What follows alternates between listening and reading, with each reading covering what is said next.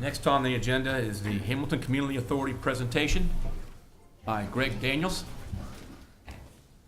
Thank you, Mr. Mayor. Given some of the agenda items, though, we thought it was appropriate to refresh council, refresh citizens about new community authorities and the Hamilton Community Authority in particular. There are, of course, several agenda items for first reading tonight that pertain to new community authorities and the Hamilton Community Authority.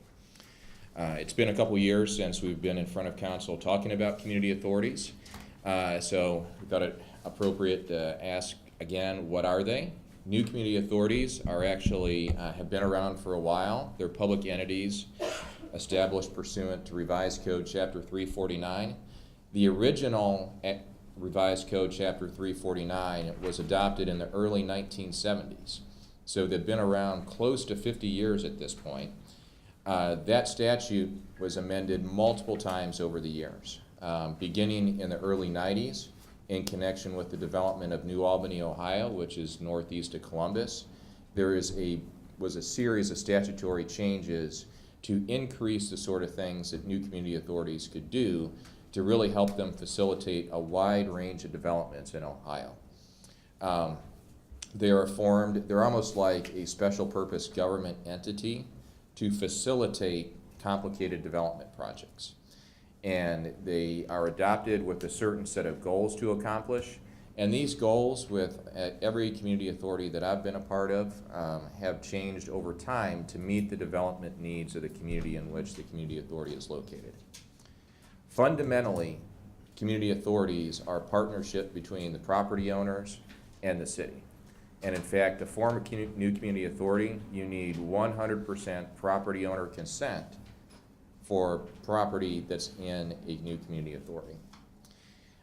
New community authorities are governed by a board of trustees that's publicly accountable. We'll get into that a little bit more later. Just a moment on capabilities for new community authorities and why they're so important to spur development.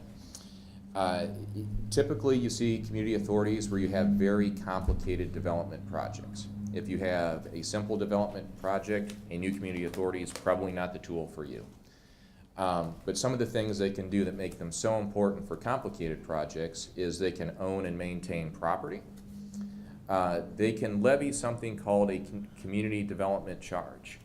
Community development charges are not taxes. Some of them look like taxes, real property taxes, sales taxes, other forms of taxes, but they are actually contractually agreed to charges between the property owner and the community authority. Not taxes, but they can be used to fund public items, public infrastructure, operations, maintenance for public infrastructure, and community facilities. Finally, new community authorities are recognized by the IRS as entities that can issue tax-exempt bonds. And this allows lower interest rate debt to be issued to fund complicated development projects. So with this backdrop, a couple years ago, this council formed the Hamilton Community Authority. The original footprint was the Champion Mill development site. Of course, that is a very complicated redevelopment project, and this council thought it was appropriate to use a new community authority as a development tool to help that redevelopment project. In connection with that, the Hamilton Community Authority is expected to issue several series of bonds over the next couple years to help fund that project. There's a lot going on with that project. And once the project's built, some of the property that will be owned and managed by the community authority includes the parking fields in and around that. The city thought it was important to maintain that level of public ownership, and that seemed like a good fit for the Hamilton Community Authority. Finally, we just wanted to highlight the Hamilton Community Authority is not unique amongst Ohio new community authorities, but it is a community authority where the city acts as the developer. And that's important because we are redeveloping city property, and therefore by statute the city is the developer, and that has some important implications we'll talk about in a second. The Hamilton Community Authority is governed by a board of trustees, and that's a 7-member board that's appointed by city council. Those board members serve 2-year terms. They meet periodically. They typically do not have a set meeting schedule, Part of the reason for that is they don't have business every week or every month. Part of that is it's an all-volunteer board, and we want to be respectful of their time. However, whenever we do meet, the Hamilton Community Authority has customarily met right in this room. It is subject to open meeting requirements. We advertise the meetings. We place public notices, not only in the Hamilton Journal News, but also on the city's website. And the HCA is subject to public records requirements, meaning the records of the HCA can be accessed by any citizen. You can make your normal public records requests. We have a public records officer for the HCA, and we respond to those requests. So it's a very transparent, accountable organization by design. That's part of the entire design of the new Community Authority statute and the way the Hamilton Community Authority is set up. So, again, as you make your way through your agenda tonight, there are several pieces of legislation on for first reading that pertain to the Community Authority. That's a little bit of background and information, since it's been a couple years since you've had a chance to consider the Community Authority in front of council. Happy to take any questions at this time. Any questions from council before we then go to audiences? Mr. Mayor, Please. it's not a question as much as it is a statement. I understand that the Liberty Center in Liberty Township, this huge development complex, is this kind of a concept. That's exactly Am I right. accurate? Yes, yes.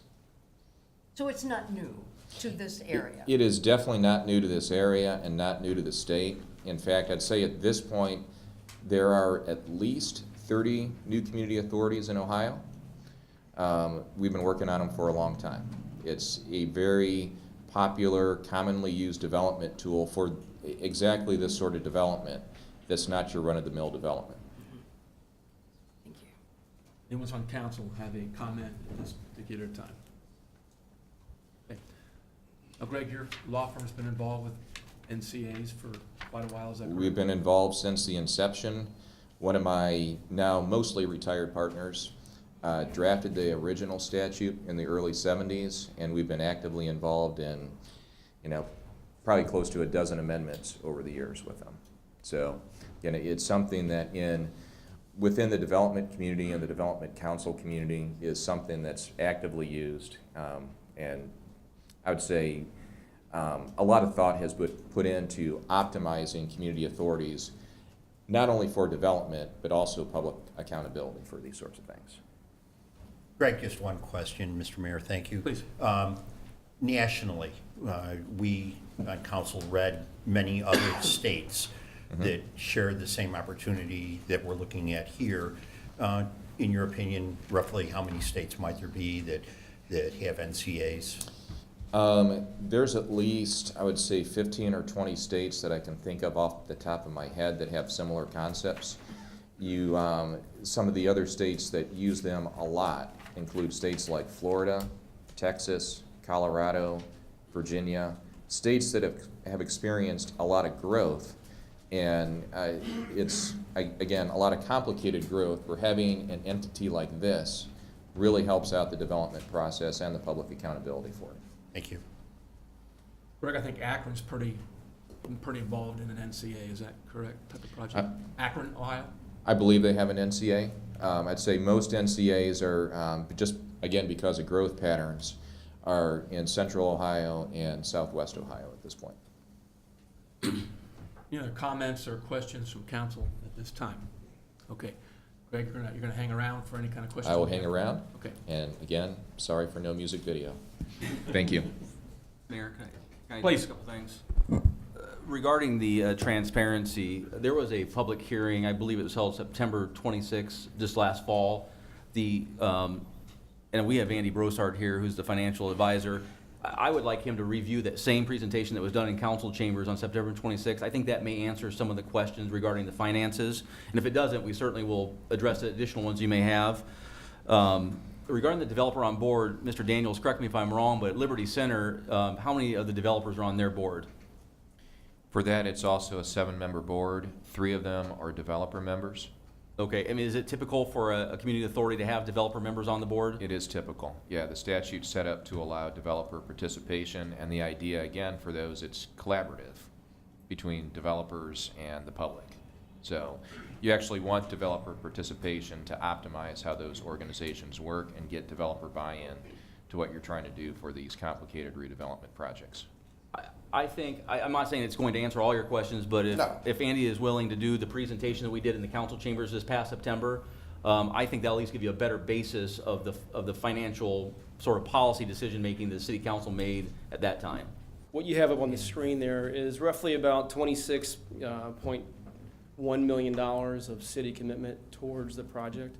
And it's broken out between 3 different categories. So we have the grants, we have the loans, and we have the infrastructure kind of category. So let's start with the grants first. And the grant is of the amount of $8 million that will not be repaid back. And the use of that is going to go into Mill 2 for the construction of the, mainly the convention center type facility. And just to be clear here, when we do the financing for the $8 million, it's not as if we're handing the check over directly to Sam Byler and Spooky Nook. It's going into a trust account that's being controlled for all the proceeds that are going to be borrowed, the TIF, the PACE, the private financings. It'll go to a trustee, and the trustee will be in charge of dispersing those monies for the construction project. So that's the first portion, the $8 million.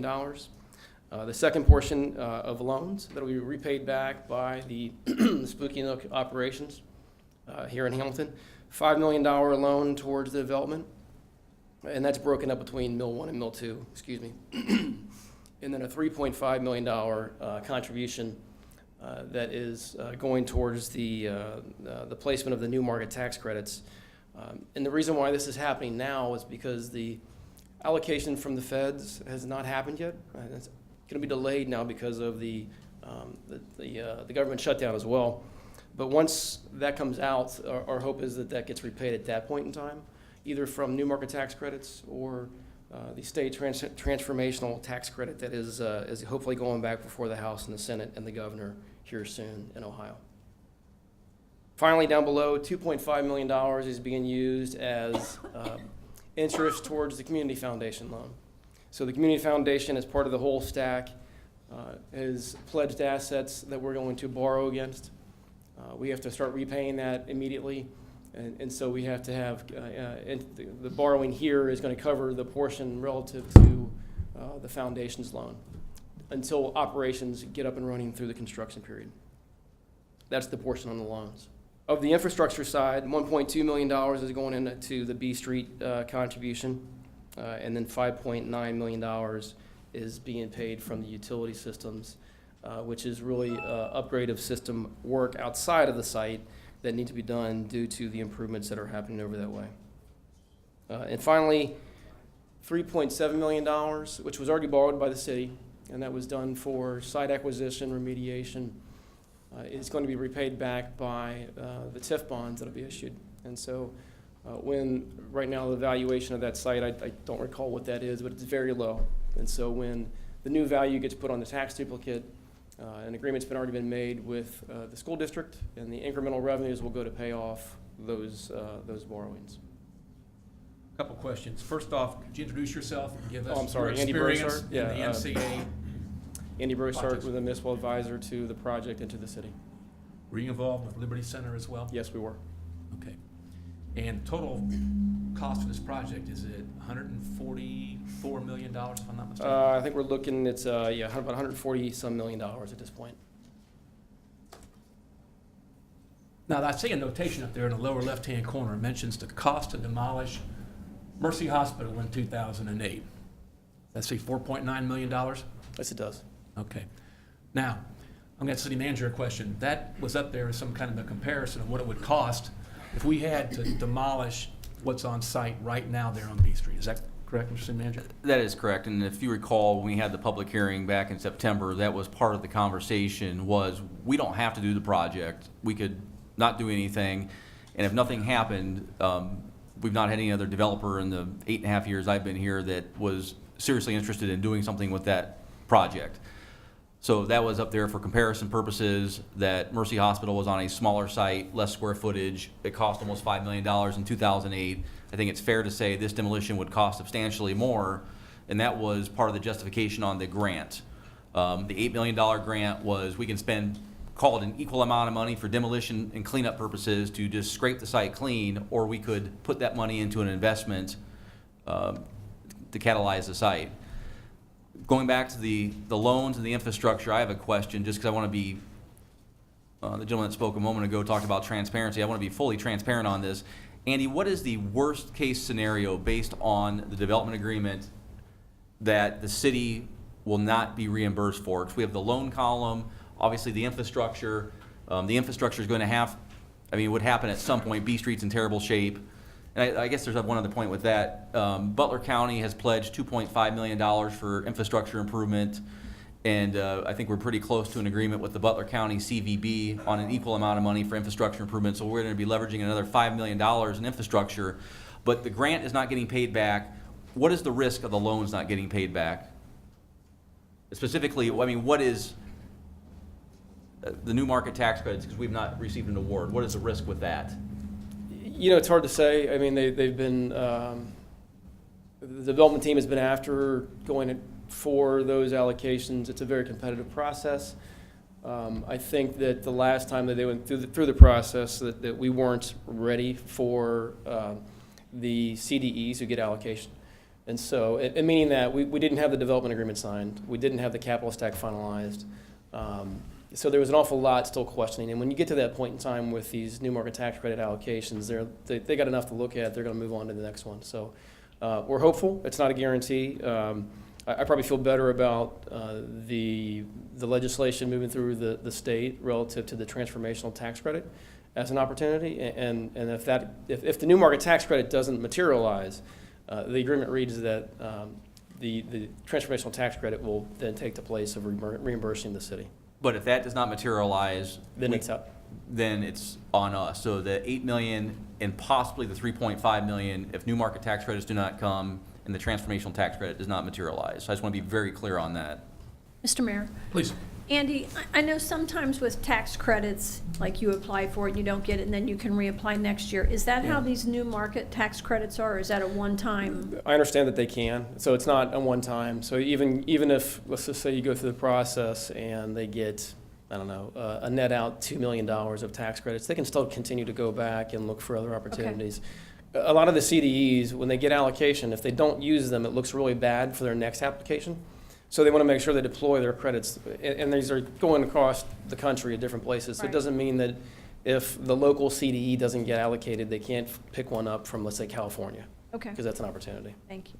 Mr. Mayor, Please. I think importantly, if Joshua, and might be a question back to you, Andy, and for your information as well, the investment that we made as a city in the property in the complex on B Street at the onset, so we were able to take control of that property, former Champion, former Smart Paper. What was the initial investment that we made? Yeah, I'm looking at Dave Jones. I want to say it was either $400,000 or $450,000 when we acquired the property. I believe it was $450,000, but I also wanted the people who are gathered here tonight to understand that we did that purposefully, so we might be able to create the opportunity for a complex like Spooky Nook. If all of you will remember, there was an outside party, early interest in that property that wanted to put a warehouse on that site. And what that warehouse might have presented was a job opportunity for 30 or 40 people. And trucks coming in and going out, storing hard goods into that property. There was a former paper company that was interested in that after Smart Paper left us. The paper industry isn't what it is today. Mills in Wisconsin, mills in the Northeast are closed, as are the mills here in Hamilton. That is an industry that left a void in what we're doing. We're all carrying these. We're all carrying telephones. We're not doing hard paper. The copies of what we presented tonight for the order of what this agenda is almost 300 pages. It's all on our laptops, all on our iPads, where when I was elected to city council 10 years ago, the stack came into me on a Saturday morning at 7 o'clock of 300 hard pages of copy. We're not doing that anymore.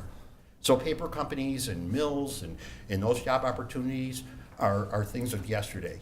Spooky Nook and the opportunity that you're listening to tonight are the opportunities for tomorrow and for your children and our grandchildren and people to be able to come to Hamilton on purpose. The convention center, the businesses, the hotels, the promise of what will go on Dayton Street, the promise of what might have happened at Beckett. And things like that. Those are all opportunities that we're seeking.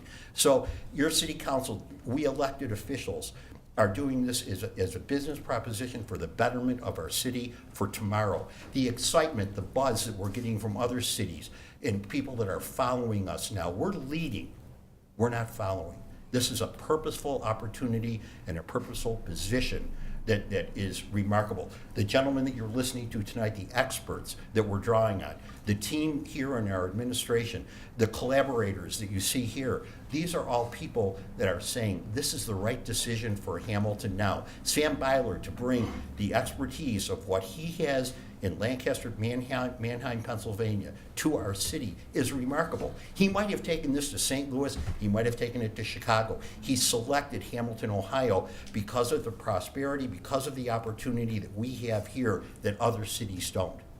So we should be embracing this, we should look at this as an opportunity for our city.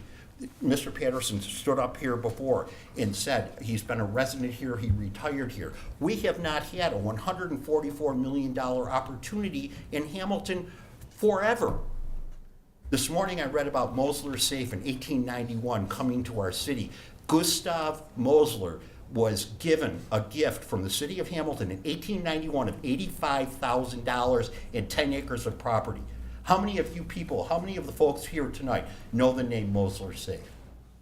Yes, sir. Thank you. We had prosperity in factories. We had prosperity at Champion. Now we're changing the paradigm. We're changing the opportunity that we have to grasp onto something for today, that we have this long-term investment of conference center, of hotels, of people bringing 8,000 kids and young adults to Hamilton for weekends. Sam has projects booked in the profile of what he will have in Hamilton. We have conference centers that are, or not conference centers, but people calling us, business people calling us and saying, we want to be able to book at Spooky Nook, at the hotel and at the conference center that's going to be built and operating here in Hamilton in 2.5 years. We can grab onto this thing or we can kiss it goodbye. I'd rather be part of the progress and part of looking in our rearview mirror and saying, why didn't we do this? Thanks, Mr. Mayor. Thank you.